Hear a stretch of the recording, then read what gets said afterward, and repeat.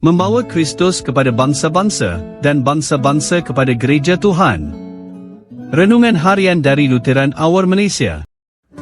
Selasa, 6 Februari, tahun 2024. Tajuk kita hari ini ialah Warisan. Teks renungan diambil dari 2 Raja-Raja bab 2 ayat 1 hingga 4. Ayat 6 dan ayat 8 hingga 12. Maka apabila Tuhan hendak mengangkat Elia ke syurga dalam angin puting beliung, kata Elia kepada Elisa, tinggal sajalah di sini, kerana Tuhan menyuruh aku ke Betel. Jawab Elisa, demi Tuhan yang hidup, dan demi hidup Tuan sendiri, hamba tidak akan meninggalkan Tuan. Lalu pergilah mereka ke Betel.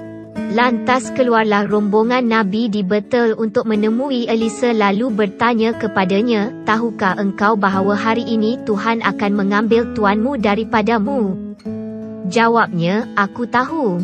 Diamlah, kata Elia kepadanya, Elisa, tinggal sajalah di sini, kerana Tuhan menyuruh aku ke Yeriko. Kata Elia kepadanya, tinggal sajalah di sini, kerana Tuhan menyuruh aku ke sungai Yordan. Jawabnya, demi Tuhan yang hidup, dan demi hidup Tuan sendiri, hamba tidak akan meninggalkan Tuan.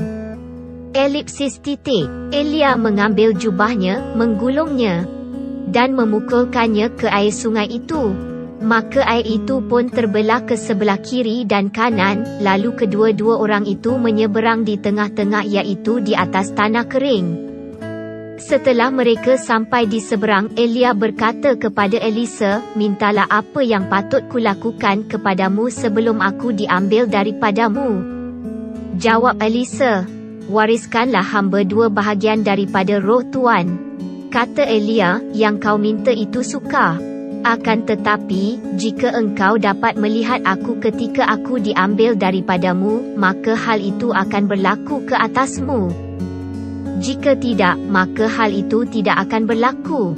Sementara mereka berjalan terus dan berbicara, tiba-tiba muncullah sebuah rata berapi dengan kuda berapi memisahkan kedua-duanya.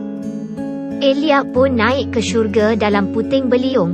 Melihat hal itu, berserulah Elisa, Bapaku, Bapaku, rata Israel dengan pasukan berkudanya. Setelah itu, dia tidak melihatnya lagi. Tentu hari ini ialah hari yang sukar untuk mereka berdua. Kehidupan Elia di bumi akan berakhir dan Elisa tahu mengenainya. Hubungan mereka berdua sebagai guru dan pelajar sangatlah rapat. Jadi, tidak hairanlah bila Elisa begitu marah apabila rombongan Nabi ini bertanyakannya tentang gurunya. Dia tidak mahu fikirkan perkara ini. Walau bagaimanapun, perpisahan mereka akan terjadi walaupun tajuk ini tidak dibincangkan. Jadi Elia bertanya kepada muridnya, apa yang kamu ingin aku beri kepadamu sebelum aku pergi? Elisa memang tahu apa yang dia mahu, 2 bahagian warisan Roh Kudus untuk pelayanan masa depannya sendiri. Tidak hairanlah bila Elia berkata ini adalah satu perkara yang sukar untuk ditunaikan. Sebab pemberian jenis ini hanyalah di bawah kawalan Tuhan sahaja. Tiada siapa yang boleh membuat janji itu melainkan Tuhan sendiri. Tetapi Elisa mendapat apa yang dia inginkan sebagai warisannya. Sejak hari itu, dia mengikut jejak Elia melakukan pekerjaan yang sama. Dia melayani Tuhan sebagai seorang nabi. Kita juga mewarisi Roh Kudus, bukan daripada Elia tetapi daripada Tuhan dan Yesus, Juru Selamat kita. Yesus menyerahkan nyawanya untuk kita di atas kayu salib, mengubah kita daripada pemberontak dan pendosa menjadi anak-anak Tuhan. Kini, dia telah bangkit semula dari kematian dan memberi karunia rohnya untuk hidup di dalam kita dengan kehidupannya. Kematian tidak akan berkuasa lagi ke atas kita, samalah seperti mana kematian tidak berkuasa lagi ke atas dia. Dan Roh Kudus membantu kita untuk bertumbuh supaya kita akan lebih menyerupai Yesus dalam semua tindakan kita. Kita berdoa, ya Tuhan, kurniakanlah roh-Mu kepadaku.